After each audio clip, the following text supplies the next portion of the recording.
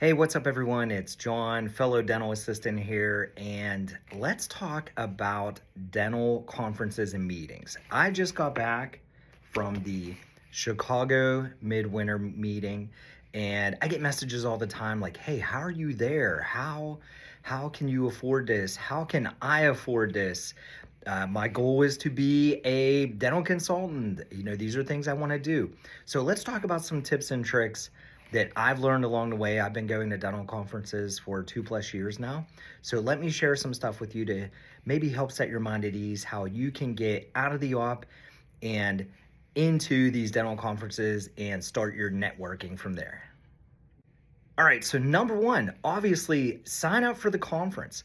Some of these big dental conferences are anywhere from free to $99 for dental assistants to attend. So, very affordable for a multi day pass to a big dental conference where you can get access to a lot of vendors, exhibitors, as well as dental influencers, and rub some shoulders and start making those connections. All right, so now you've booked to the conference, right? This is probably going to be your biggest expense is the airline, the flight, the travel to there. That's probably going to be your biggest expense because one thing I'm going to share with you is we're going to go ahead and talk about hotel accommodations next. All right, so hotel accommodations. This is where you have to get a little bit creative. You want to partner up, right? You want to ask your friends, ask those other DAs, even if they're not in your area, start connecting, meet with friends online. And, if you got to stack 2, 3, 4 people to a room, that's going to help cut down on your cost as far as lodging goes. And honestly, by the time you attend class all day, and go to dental meetings afterwards.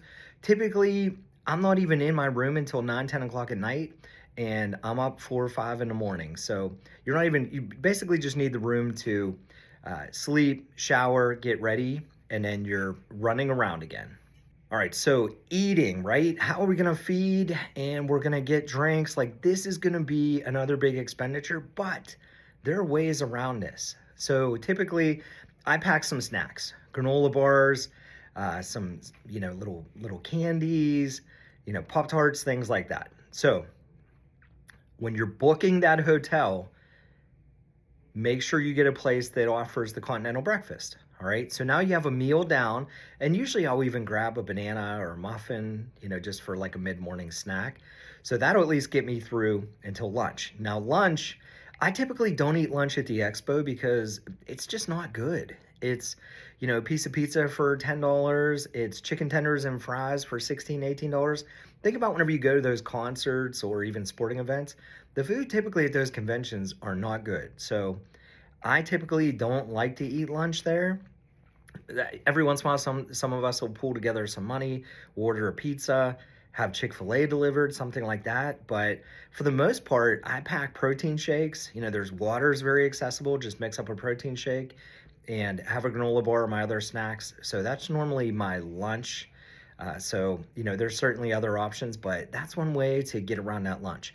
Now, dinner, this is where creativity comes into play because there are a lot of dental groups and there are a lot of sponsors that are hosting after-hour events. They want you to come to these events, and they're catered. Typically, they're catered. It's pretty good spread. So in Chicago, I went to an event, and they had all-you-can-eat pizza. It was through a sponsor. So great deal. It's a group I'm active in, so I was already engaged, and they had a speaker. And sometimes what's great about these after-hour events, they also offer additional CE as well. So, if you really plan and play your cards right, you might have to pay out of pocket for a meal once or twice. So, over the course of 3 or 4 days, that is not a lot. So you're looking at attendance $0 to $99. Splitting up the hotel, obviously you're not going to be able to split up the travel unless it's somewhere within the area to drive. But airline wise, you're going to be responsible for your travel. So very manageable, very affordable. Plan ahead. Some of the big conferences are Chicago in February. Then May is Anaheim, CDA. Then The other big one is New York, which that's actually like Thanksgiving weekend. So it's Sunday through Tuesday. So, and that's great too, because then you can go and see these big cities, and it gives you an excuse to get out. And so of course, if you can get your office and team involved, that's great. But for those of you who are dental assistants, like, oh, I'm never going to get to do anything, I'm never going to be able to afford anything, those are just some tips and tricks that I've learned along the way. And I wanted to make a video and pass that along. So please let me know if you have any questions. Start planning for CDA. If you can put that together in 2 months, I will be there. Feel free to let me know. I'll drop what booth I'm at. So I will be there on exhibitor status. So I work for a dental equipment company. So I'll be partnered up with them, selling some equipment. So if you're in a need for handheld x-ray unit sensors, please feel free to let me know. And also if you're going to shop for your office, those conferences typically have the best pricing at that point as well. So that's always a nice tip and trick. So hope everyone has a great day.